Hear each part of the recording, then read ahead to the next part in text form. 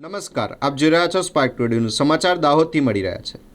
દાહોદ જિલ્લાના ગોવિંદ ગુરુ લીંબડી તાલુકાના વિસ્તારમાં લીંબડી શહેરથી મધ્યપ્રદેશ તરફ જતા હાઈવે રોડની હાલત ઘણા વર્ષોથી બિસ્માર હાલતમાં જોવા મળી રહી છે.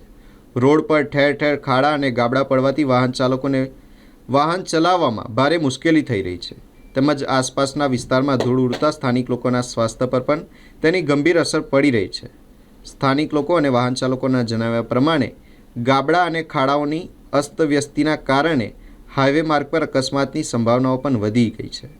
વિસ્તૃત ધૂળ અને કચરાના કારણે રોડનો ઉપયોગ કરવો પણ મુશ્કેલ બની ગયો છે, જે રોજિંદા મુસાફર માટે ખતરનાક સાબિત થઈ રહ્યો છે.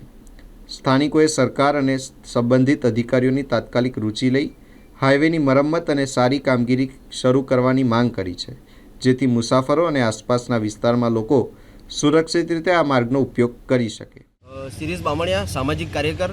અત્યારે જે આ લીંબડીથી ચાકલિયા તરફ જતો જે માર્ગ છે, જે સ્ટેટ હાઈવેની અંદરમાં આવે છે, એ સ્ટેટ હાઈવેની હાલત એટલી બધી ખરાબ છે કે અહીંયાથી જેટલા પણ વાહનો પસાર થાય છે એ તમામ વાહન ચાલકોને ખૂબ જ મુશ્કેલીઓનો સામનો કરવો પડે છે. આ રોડ ઉપર ધૂળની ડમરીઓ ઉડે છે. ધૂળની ડમરીઓના કારણે ઘણી પ્રકારના લોકોને સ્વાસ્થ્યના જોખમો પણ ઊભા થાય છે.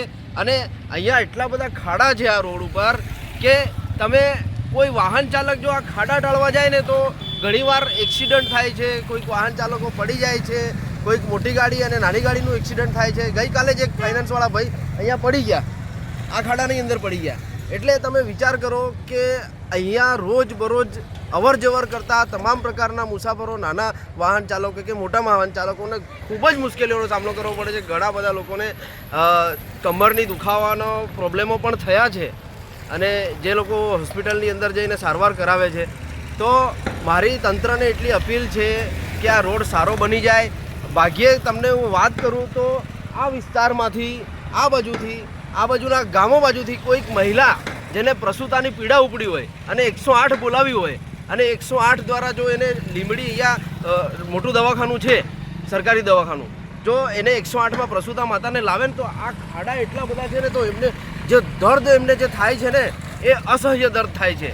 એટલે ગાડીની અંદર એક પ્રસૂતા માતાને એક સ્વાસ્થ્યના જોખમની રૂપે તમે દેખો તો એટલી બધી તકલીફો થાય છે કે સામાન્ય નાગરિક હોય કે કોઈક પેશન્ટ હોય કે પછી દરેક પ્રકારના લોકોને ખૂબ જ તકલીફનો સામનો કરવો પડે છે. એટલે અમારી તંત્રને એટલી અપીલ છે, ખાસ કરીને દાહોદ જિલ્લાના R&B માર્ગ અને મકાન વિભાગના જે જવાબદાર અધિકારીઓ છે, એ જવાબદાર અધિકારીઓ એકવાર આ રોડ પર આવીને નિરીક્ષણ કરી જાય. અને આગળ ઘણા બધા નિરીક્ષણો કર્યા હશે એમને કદાચ. જેટલી પણ વાર રોડ બને છે, જેટલી પણ વાર રોડ રિપેર થાય છે, પરંતુ ટૂંક જ સમયની અંદર, બિલકુલ ટૂંકા સમયગાળામાં આ રોડની હાલત બિલકુલ ખરાબ થઈ જાય છે.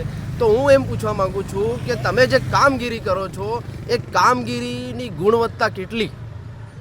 ગુણવત્તાયુક્ત કામગીરી થાય, સારી કામગીરી થાય, કોઈ પણ લોકોને કોઈ પણ પ્રકારની આ રોડના લીધે તકલીફ ના ઊભી થાય એવો રોડ અને બનાવે R&B વિભાગ અને સરકારની વાહવાહી લૂંટે એવું અમે ઈચ્છીએ છીએ.